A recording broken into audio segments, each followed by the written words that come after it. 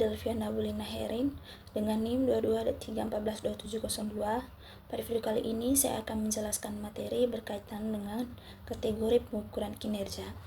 Baik, yang pertama saya akan menjelaskan pengertian kesenjangan harapan pengukuran.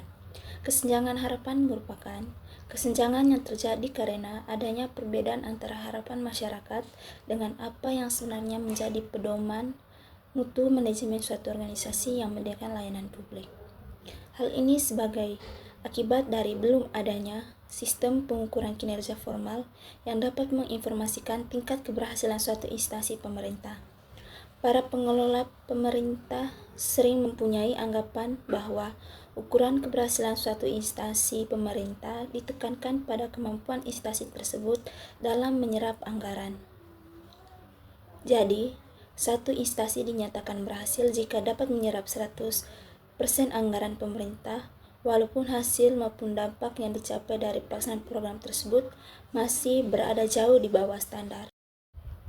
Baik, yang berikut saya akan menjelaskan peran indikator kinerja.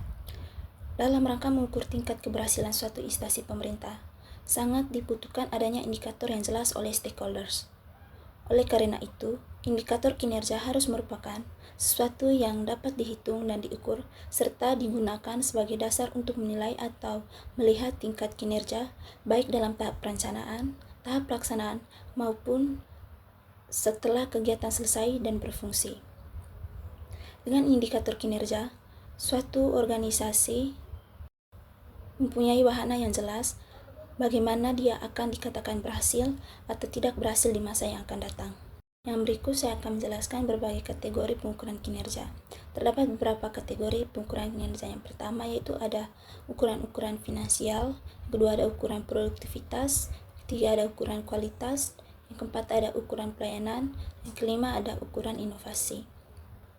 Baik, yang berikut saya akan menjelaskan pendekatan pengukuran kinerja organisasi sektor publik.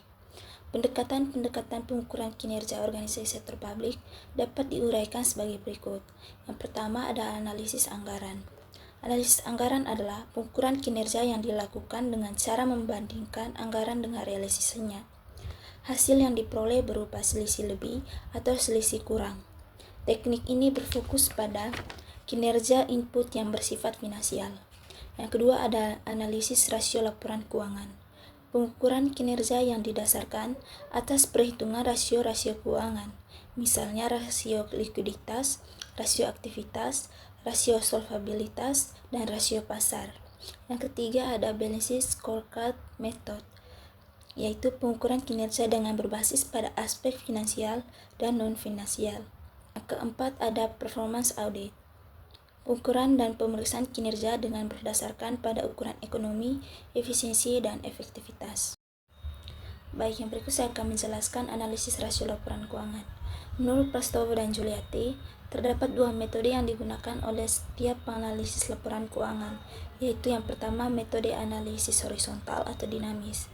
Metode analisis horizontal dilakukan dengan cara membandingkan laporan keuangan untuk beberapa tahun atau periode, sehingga dapat diketahui perkembangan dan kecenderungannya. Disebut metode analisis horizontal karena analisis ini membandingkan pos yang sama untuk periode yang berbeda. Yang kedua ada metode analisis vertikal atau statis. Metode analisis vertikal dilakukan dengan cara menganalisis laporan keuangan pada tahun atau periode tertentu, yaitu membandingkan antara pos yang satu dengan pos lainnya pada laporan keuangan yang sama untuk tahun atau periode yang sama. Baik, yang berikut saya akan menjelaskan Base Value Performance Measurement. Dalam The Government Act 1999 di Inggris, telah ditetapkan suatu persyaratan tertentu terhadap kewenangan beberapa instansi terutama pemerintah daerah, kepolisian, dan kantor pemadam kebakaran. Persyaratan ini dimaksudkan agar organisasi publik tersebut mampu menjamin dilakukannya perbaikan terus-menerus atas fungsinya dan memperhatikan kombinasi antara aspek ekonomi, efisien, dan efektivitas sehingga bisa mencapai hasil yang terbaik.